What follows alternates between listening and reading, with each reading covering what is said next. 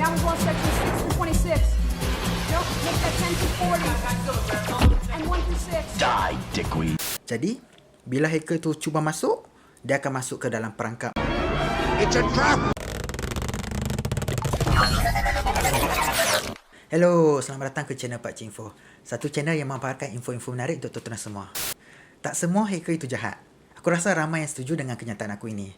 Tapi kena faham jugalah bahawa tak semua hacker itu juga adalah baik. Dan ada juga yang mengatakan bahawa jumlah hacker yang jahat mengatasi jumlah hacker yang baik. Dan kalau korang pernah melihat video aku yang sebelum ni, aku ada bagi tahu yang hacker ni dia ada white hat, iaitu hacker yang baik, dan juga black hat, iaitu hacker yang tidak berniat baik. Tapi yang malang adalah jumlah hacker yang baik, iaitu black hat, sebenarnya tidak ramai. Maksud dekat sini adalah black hat hacker lebih ramai. Disebabkan itulah terdapat pelbagai kaedah mesti diguna pakai untuk mencegah serangan dari hacker ini. Pada video kali ini aku nak info tentang kaedah untuk melawan serangan hacker. Nantikan. You triggered my trap card! Sebelum aku senaraikan cara-cara yang digunakan untuk melawan hacker dan mencegah dari kena serang dari hacker, nak kena bagi tahu sedikit bahawa teknologi itu semakin lama semakin canggih. Disebabkan itu, ancaman tetap akan meningkat. Contoh, apabila teknologi canggih itu semakin canggih, dah tentu apa yang berlaku adalah teknologi untuk penetrate security itu pun turut akan bersama-sama menjadi canggih. Dia seolah-olah macam kita perkuatkan lagi security lagi dan hacker tu pula akan menjadi lebih agresif. Tapi walaupun begitu, kita tak boleh bagi hacker ni kerja senang. Oleh itu, ini adalah antara kaedah untuk melawan hacker. You triggered my trap card! Honeypot atau honeynet ini adalah salah satu kaedah yang digunakan pihak security untuk perangkap para hacker yang cuba untuk hack sistem mereka. It's a trap! Perkataan honeypot itu maksud dia adalah madu. Di sini madu itu ditafsirkan sebagai umpan untuk menarik perhatian hacker. Konsep dia macam ni. Konsep honeypot tu, hacker akan sengaja diumpan ke server dan website database yang palsu. Apa yang pihak security akan buat adalah menyediakan satu server yang palsu. Maksudnya mereka ada satu server yang mana server itu adalah server sebenar dan data yang sebenar. Dan kemudian mereka akan set satu lagi server dan server itu adalah server honeypot. Satu server dia ada production data iaitu server sebenar dan satu lagi adalah server honeypot dan server yang palsu.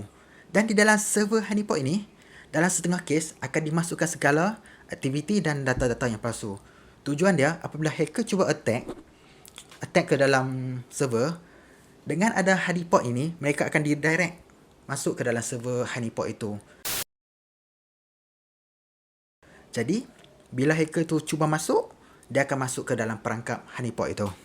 You triggered my trap card! Jadi, apa yang berlaku adalah hacker-hacker ini dah kena perangkap. Mereka ingat mereka dah berjaya masuk, tetapi sebenarnya mereka cuma kena umpan. Dan bila mereka teruskan untuk hack, hacker-hacker itu sebenarnya mereka menghack website palsu. Dan jika data daripada website ini diambil pun, data-data itu semua tak boleh dipakai kerana data-data itu semua adalah data-data yang palsu. Memang tak boleh pakai pun. Ada pula kes ni kalau team security tu lagi power, dah lah hacker tu kena game, masuk pangkap. Dalam pada masa tu pula, segala aktiviti yang dilakukan oleh hacker ni di dalam server honeypot ni dipantau pula oleh team security. Geng-geng security ni duk tengok saja. Apalah hacker ni duk buat. Bakal nak hack lah. Sebab semua benda tu adalah palsu dan tak boleh pakai. You triggered my trap card! Ini cuba andaian aku, mungkin portal ATM ada menggunakan honeypot. Sebabnya menerusi laporan dan kenyataan dari ATM, mereka mengatakan yang portal yang kena hack itu adalah sebahagian daripada segmen dan portal sebenarnya tidak terjejas dan diletakkan di luar talian sejak awal lagi. Benda ni bukan aku yang kata, tapi datang dari laporan pihak tentera. Tak percaya? Kalau tak percaya, mari aku tunjuk bukti. Dalam satu kenyataan, beliau bagaimanapun memaklumkan serangan itu hanya melibatkan segmen tertentu yang telah diletakkan di luar rangkaian sejak awal lagi dan tidak menjejaskan operasi portal sebenar.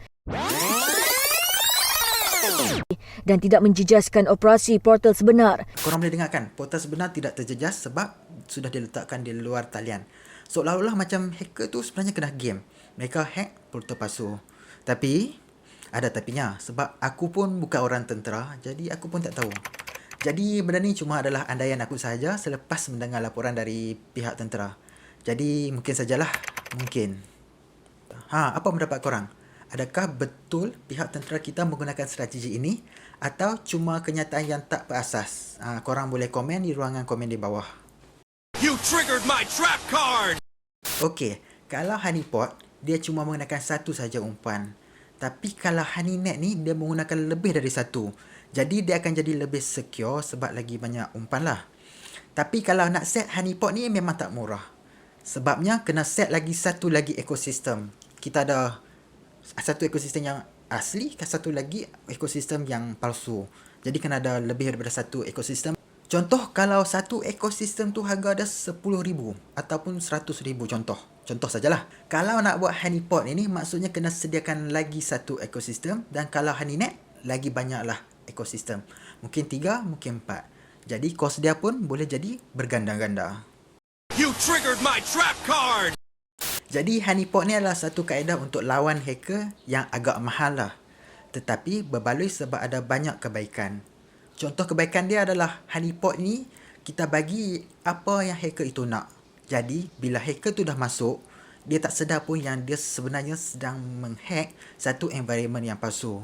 Dan kebanyakan hacker, hack pun sebab untuk kepuasan dan kaedah ni boleh memberi kepuasan terus kepada para hacker. Kadang-kadang hacker tu masuk sebab saja nak test skill ataupun seronok-seronok saja. Jadi, untuk mengelakkan mereka pergi lebih dalam, caranya adalah menipu mereka dengan beri apa yang mereka nak melalui environment yang palsu ini. Dan bila hacker ni dah dapat apa yang mereka nak, mereka pun akan stop sebelum melakukan kerosakan yang lebih besar.